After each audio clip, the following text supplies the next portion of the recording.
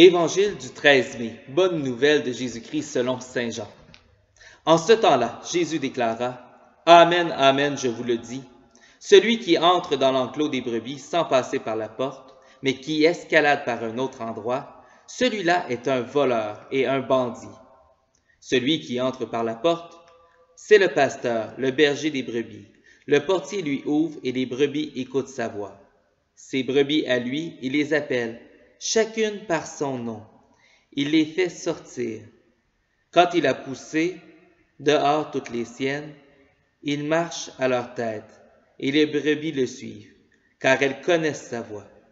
Jamais elles ne suivront un étranger, mais elles s'enfuiront loin de lui, car elles ne connaissent pas la voix des étrangers. Jésus employa cette image pour s'adresser aux pharisiens, mais eux ne comprirent pas de quoi il leur parlait. C'est pourquoi Jésus reprit la parole. « Amen, Amen, je vous le dis, moi je suis la porte des brebis.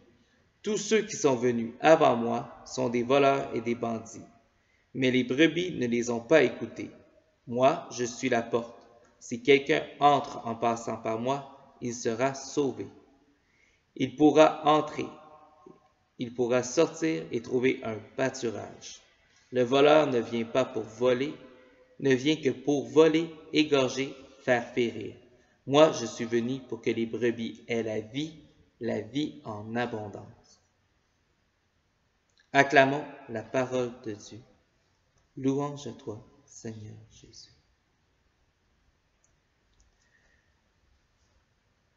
J'ai décidé de bâtir le commentaire au complet sur cette petite phrase « Jésus employa cette image ». On parle toujours de Dieu en images, en mots. Et il faut résolument comprendre qu'aucun mot, aucune image ne pourra enfermer la totalité de Dieu.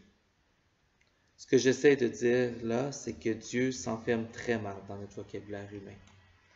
Il faut accepter qu'il est au-dessus de plus ou moins tout mot.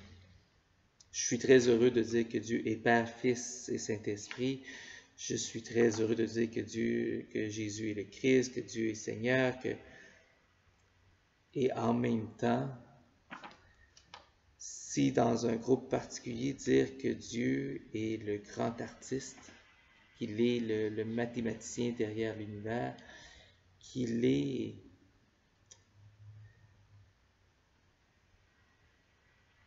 cette force incroyable qui meut chaque être de notre univers, soit. Il ne faudrait surtout pas que nos mots deviennent des barrières entre nous ou deviennent une barrière à l'acceptation de Dieu dans la vie de quelqu'un. Il y a quelque chose qui est important pour moi derrière tout ça. Je vous ai déjà raconté l'histoire, je crois, de Dieu est mon toutou, une petite fille qui arrive en disant « Dieu est mon toutou ». Une première réaction, c'est de rire un petit peu en se disant « Mais qu'est-ce que c'est ça ?» Et on relit les psaumes, « Dieu est mon rocher, Dieu est mon roc ». Mais si on veut parler de Dieu comme une présence aimante, comme Dieu, comme un confident, Dieu est mon toutou, c'est puissant, c'est fort, ça dit quelque chose. Et c'est important de redire ça aussi, parce qu'il ne faudrait surtout pas que Dieu finisse par s'enfermer dans le vocabulaire des savants, des théologiens, des prêtres. Il faut vraiment que Dieu puisse se dire dans les images de tout un chacun. Il s'est dit beaucoup avec des images pastorales, donc des images du temps de l'époque agricole de Jésus. Mais il serait heureux qu'il se trouve peut-être d'autres images pour correspondre à notre réalité urbaine, notre réalité contemporaine. Quelles seront-ils? Je ne suis pas convaincu que c'est aux théologiens ou aux intervenants pastoraux de les trouver. C'est peut-être à ces enfants-là de nous dire que Dieu est un toutou, ou encore de nous dire que Dieu est un artiste, ou Dieu est autre chose. 3 pistes pour la prière maintenant. Alors, la première piste. Qui est la porte? On insiste beaucoup sur sans passer par la porte. Mais il faut bien réaliser que cette porte, c'est le Christ. Est-ce qu'on essaie de se rendre à Dieu en évitant de passer par ce que le Christ nous propose? Essayer de se remettre en tête que s'il y a un lieu de passage vers Dieu, c'est bel et bien le Christ. Deuxième piste de prière, ses brebis à lui, il les appelle chacune par son nom.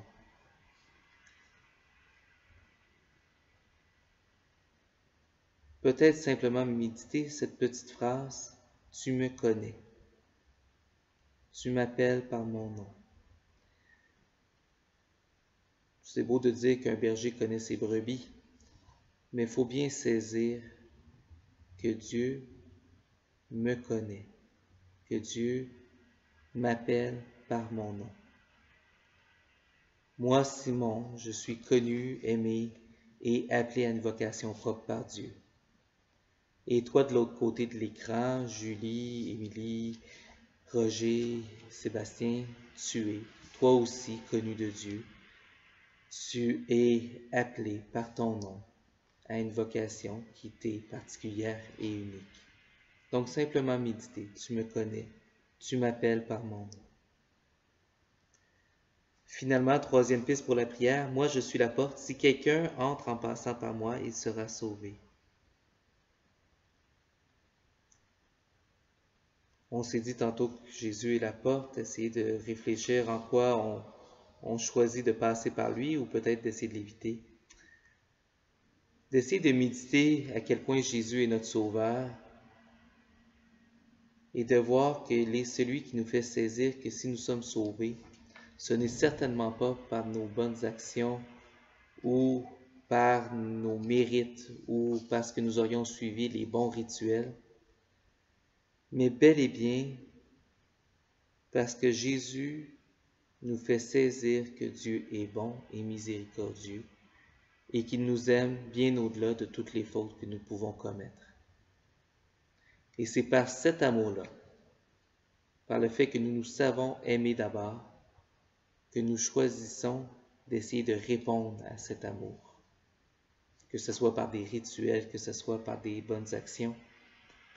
Il faut se rappeler que notre amour est toujours la réponse à un amour qui nous précède, un salut qui nous précède. Sur ce, vivons la joie de Pâques. Bonne journée, bonne prière.